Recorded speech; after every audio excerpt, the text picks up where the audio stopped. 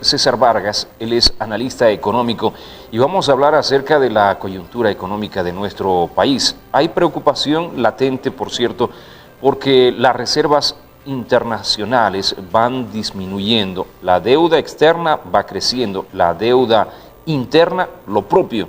Hay una situación bastante complicada en torno a este tema y lo vamos a mencionar en esta oportunidad. ¿Cómo está, doctor? Qué gusto, bienvenido. Alex, muy buenos días.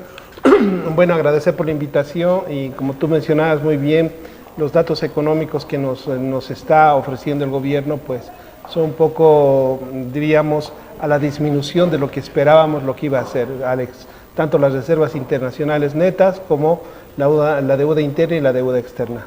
Se habla en muchos momentos de la reactivación económica, del impulso que le está dando el gobierno central a la economía, que al parecer es favorable, sin embargo, estas cifras son muy desalentadoras. Vamos a mostrar algunos gráficos, por favor, que nos ha preparado muy amablemente el doctor César Vargas.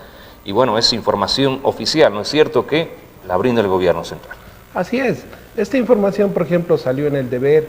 Ahí tienen la deuda externa e interna. Y esto hay que aclarar. A veces no tenemos información fresca que nos ofrece el gobierno y tenemos que basarnos muchas veces en los medios de prensa porque buscamos y no encontramos esta información. Pero ahí pueden ver en la gráfica cómo ha ido incrementando la deuda total en Bolivia.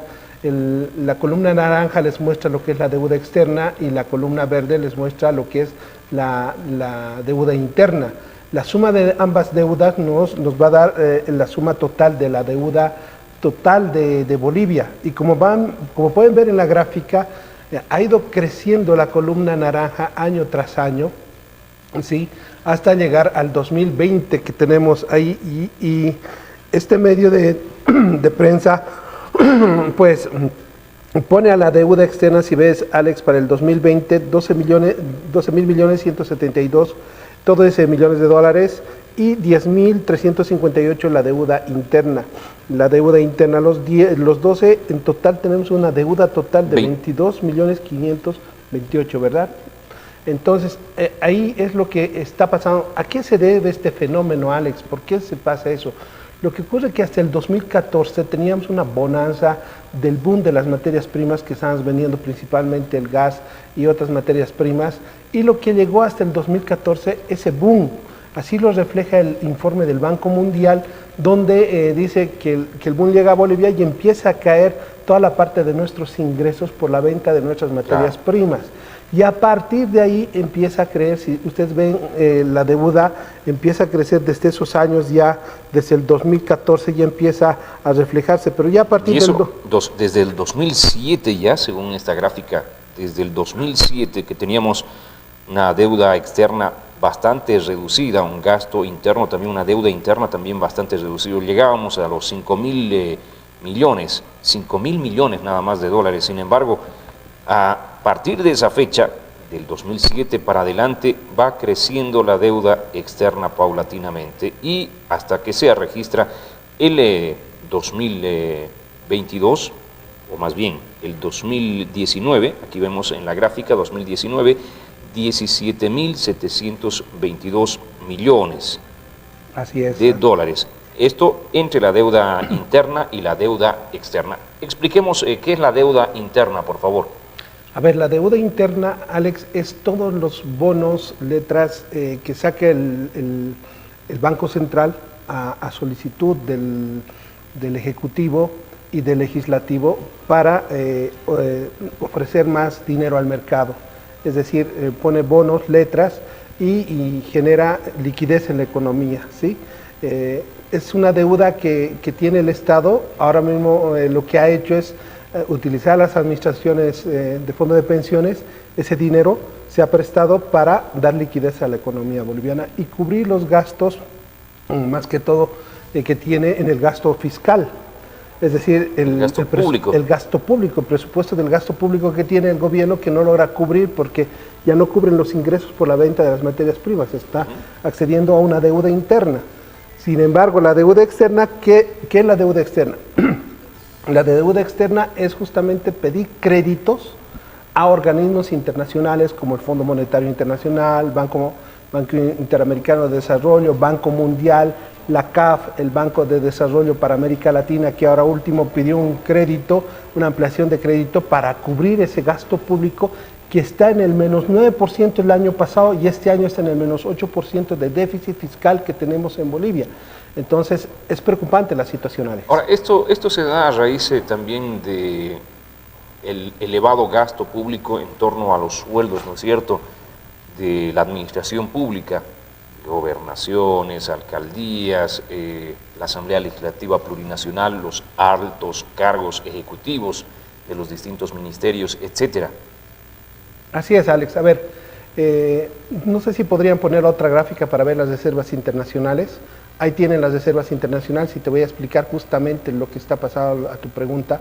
Ahí ven, ¿qué es las reservas internacionales? Hemos visto ahora mismo la deuda total, tanto externa como interna ha crecido. Ahora vemos las reservas internacionales. Este es el ahorro del país. Este es el ahorro que tiene el país y lo tiene en la reserva internacional neta, está en parte monetaria y en parte oro, ¿sí? Que ahora les voy a poner otro gráfico donde se van a dar cuenta aún más cómo está la situación. Si ahí ven la gráfica, Alex, igual las reservas internacionales netas, nuestros ahorros, han ido decreciendo desde el 2014.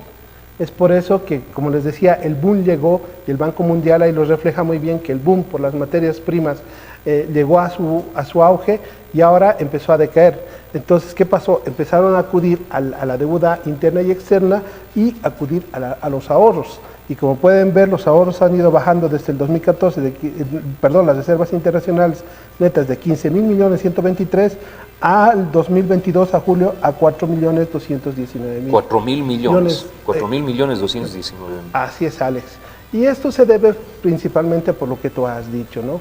Y ahí si ven el otro gráfico más, que con esto creo que ya la población se va a dar cuenta muy bien, ¿qué ocurre con esas reservas internacionales? Lo que acabas de dar el dato, 4.219.000 millones de dólares, que el 40% es reserva monetaria y el 60% es reserva en oro.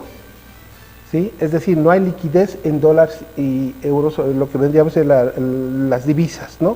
Entonces ven ahí... ¿Por qué está haciendo esto el gobierno? Mantener más en oro.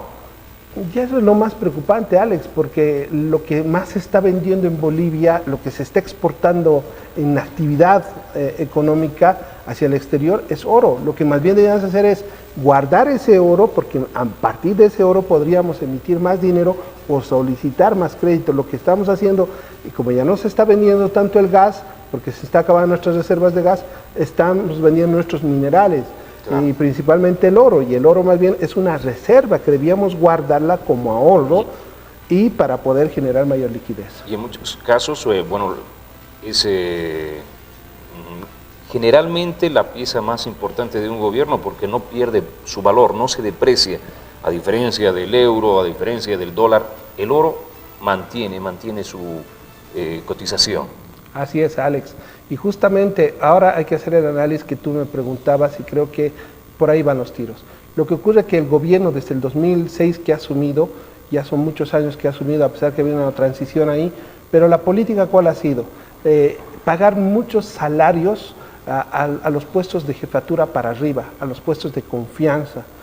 Vemos en las noticias que son arriba de los 20, 25, 30, hasta 40.000 bolivianos que están recibiendo gente que ni está trabajando, son sector sindicalistas, gente que realmente que está politizado todo ese sector de jefaturas, puestos de confianza, lo que ha generado un aparato, un gasto público significativo negativo, que estamos alcanzando el 8%. ¿Qué haces si ya no entran ingresos como tú como hogar? Tenías un buen trabajo, tenías buenos ingresos, pero vas perdiendo ese trabajo y ¿qué haces? Tienes que acudir al ahorro. Y si no puedes con el ahorro, acudes a un crédito. ¿Sí? Es lo que está haciendo ahora mismo el gobierno. ¿Qué vamos a hacer? O disminuye gastos y empieza a dinamizar el aparato productivo del país con el sector privado, o si no, nos vamos a ver en una situación bien caótica en el país, que esperamos que no sea así, Alex. Ahora, en muchas empresas se está dando esta cuestión de los despidos disimulados, por así decirlo, para quitarles la antigüedad y volverlos a contratar, pero con el mínimo nacional. Eso está ocurriendo en muchas empresas, como lo que ocurrió, creo que dio el punto de partida el gobierno central con Exapsa, ¿no es cierto?, con Asana. Así es.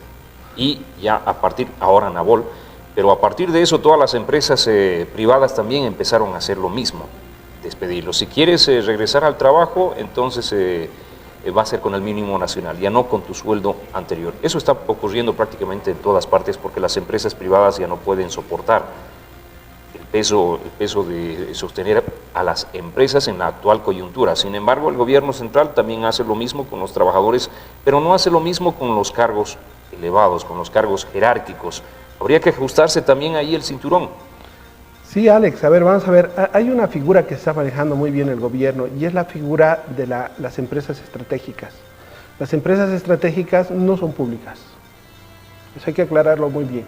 Son empresas de sociedad anónima, pero con capital de inversión mayoritario del gobierno del Estado, ¿vale? Pero se basa en la figura del comercio, la figura legal de la ley de comercio.